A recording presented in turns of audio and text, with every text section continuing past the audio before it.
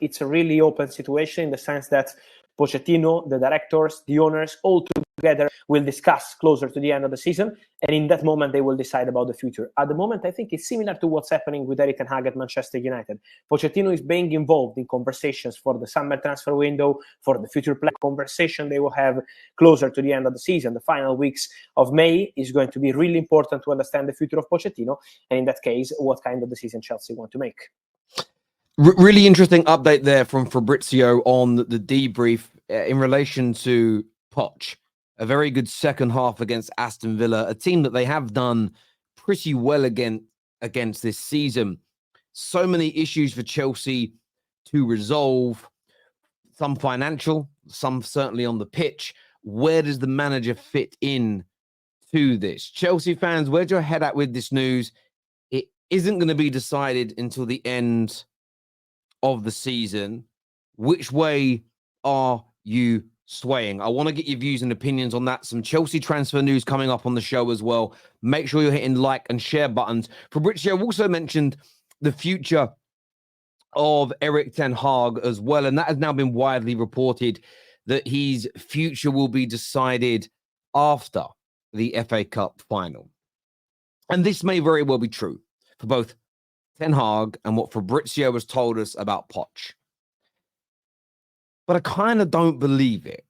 Poch's situation may be a little bit different because elements of the performances from his team in terms of aesthetically pleasing on the eye, the structure, are at times better than Ten Hag's. But of course, the league position is horrendous for Chelsea with the investment they've made and the overarching qualities within their squad. Manchester United is very, very similar.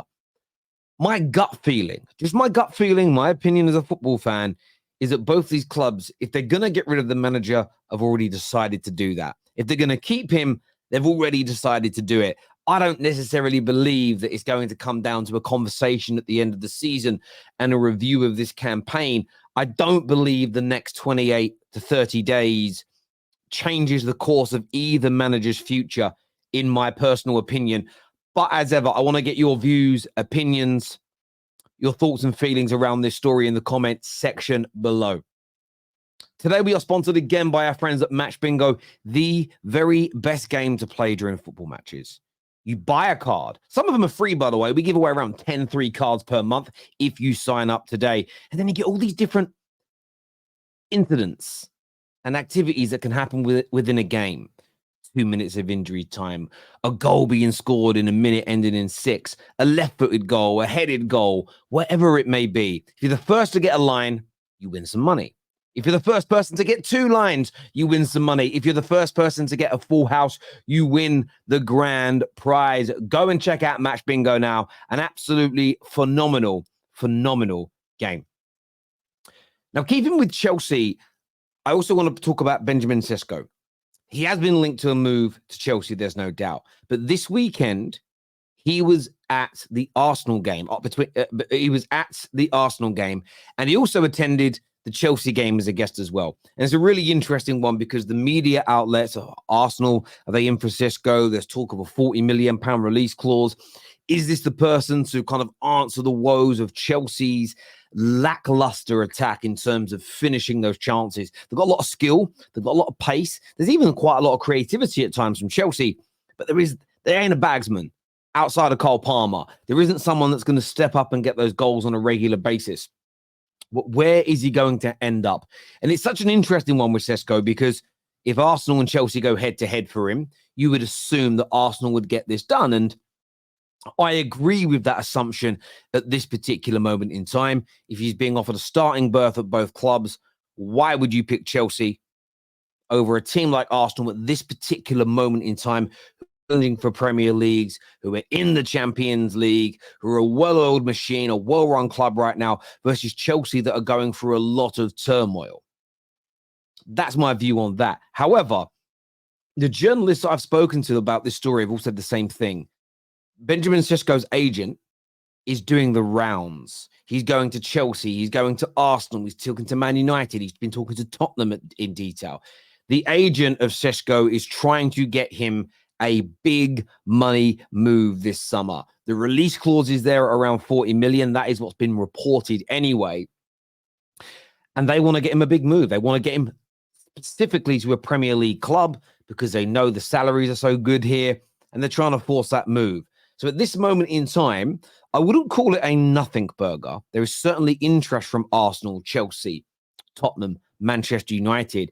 But him being at the Arsenal game isn't a smoking gun. Him being at Chelsea's next game isn't a smoking gun. They are doing the rounds. Very similarly, on a much smaller scale, because the hype isn't as big, to what Erling Haaland's reps and father did. Do you remember a few Januaries ago where they went on a worldwide or more so a European tour during the January, visiting multiple clubs? Similar is going on here. It's an agent's job. That is what they are paid to do to get the best deals possible for their club. Now, kind of staying with Chelsea here, this story really stood out to me today that Chelsea are reportedly interested in pursuing Manchester City's winger, Jack Grealish. Now, a lot of people think I've got an issue with Jack Grealish, but it's because they don't listen.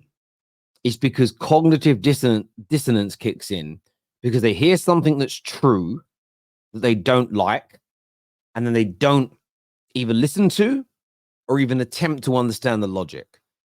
Jack Grealish is a phenomenal technician.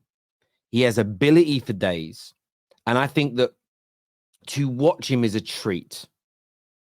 However, since he has been at Manchester City, where I've been disappointed is with a player of his ability, is such a phenomenal team. I don't believe he individually has delivered enough for a player in his position. He's delivered okay, but I don't believe he has delivered enough. I don't believe he has scored enough goals. I don't believe he has created enough chances. I don't believe he has assisted enough goals.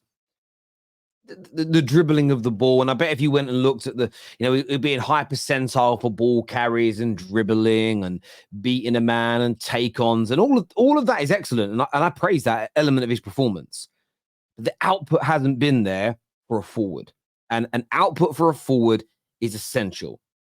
And as Paddy said on the Top 6 show yesterday, a forward without good output is like a goalkeeper with no arms, and it made me laugh. It's a little bit exaggerated, but it holds an element of truth. However, having said all of that, I almost get the feeling like Chelsea would be a really good place for him to go. Chelsea's left-hand side is weak. It's weak. Mahalo Mudryk is not the guy. They need experience. They need know-how. And this potentially is a type of player that they need.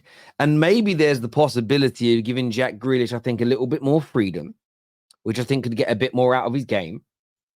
And it could work. It just could. There's something, I can't really articulate it. There isn't this little nuance of information that makes me be able to articulate it. I just think of Jack Grealish at Chelsea when I watch him play. I think of Jack Grealish and I think to myself, that could be a really good signing for Chelsea. A really good signing. Give me your thoughts, give me your feelings in the comment section below. Now, we saw yesterday the news that Mohamed Salah is going to stay at Liverpool for one more season. I'm intrigued by this. A lot of people are writing Mohamed Salah off. He's been awful since AFCON. I totally hold my hands up to that. Obviously, we had a big debate yesterday on the football terrace. Don and many people like Don believe that his performances have caught up with him, that he very rarely turns up in games unless he's scoring or assisting. I don't believe it's possible to continue to score and assist in around 85 to 90% of your games without performing. But I suppose it all depends on what you consider to be performing. Typically, when you ask people the question of, okay, explain it in detail, they just use very generic terms like grabbing the grain by the scruff of the neck, dictating play, being an influence, without giving you any real specificity around what that looks like.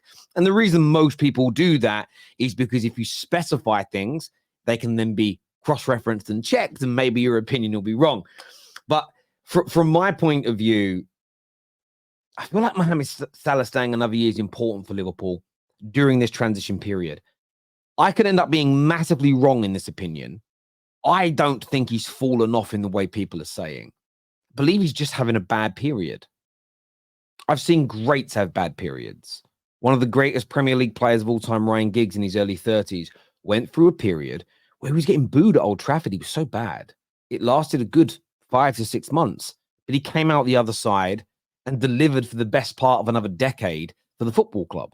Now, I'm not necessarily saying Mo Salah is going to continue to deliver for a decade, but I do still believe there is a player in there that next season could and may very well be one of the top goal scorers in the league. This is a man this season who, and I was looking at these numbers earlier on today. I'm going to get these up because I was looking at them. I'm just, doing my research in terms of looking at the facts behind the claims.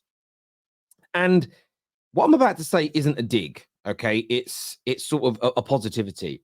Kyle Palmer this year has rightfully been lauded for how brilliant he has been as a creator.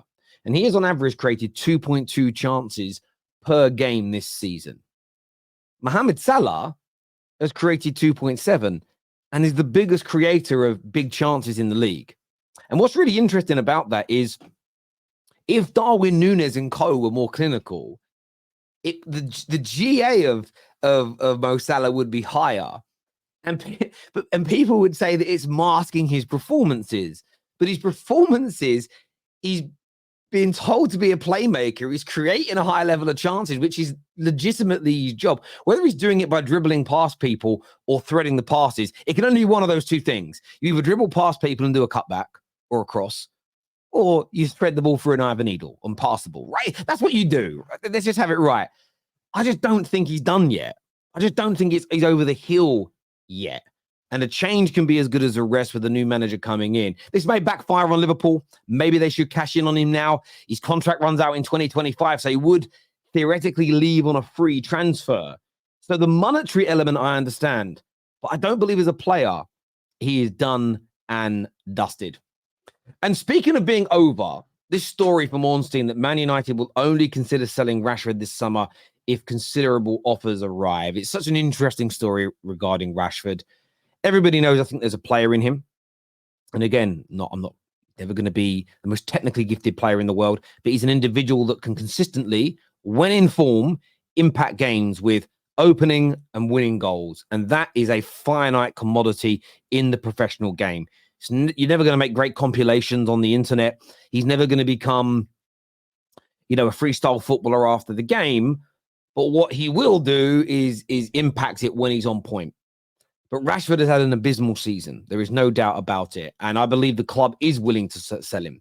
What you're now seeing from potential buyers is this notion of they're cooling their interest. And it appears to me to be very much public negotiations for the player. The clubs that are interested are saying, actually, we're not that sure, to try and lower the price. Man United are saying he is not for sale. We want to keep him unless you give us loads of money. That is, for me, typical in April in the transfer window.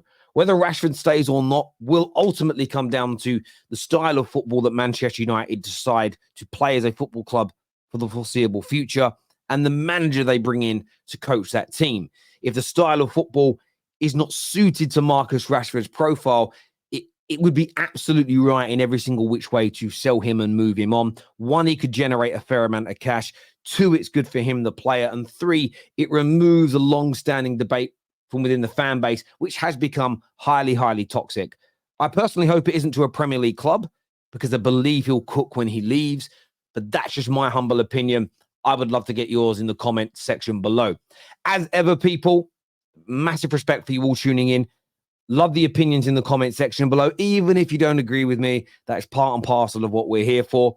Until next time, take care, goodbye, God bless, and I'll see you all again soon. Peace.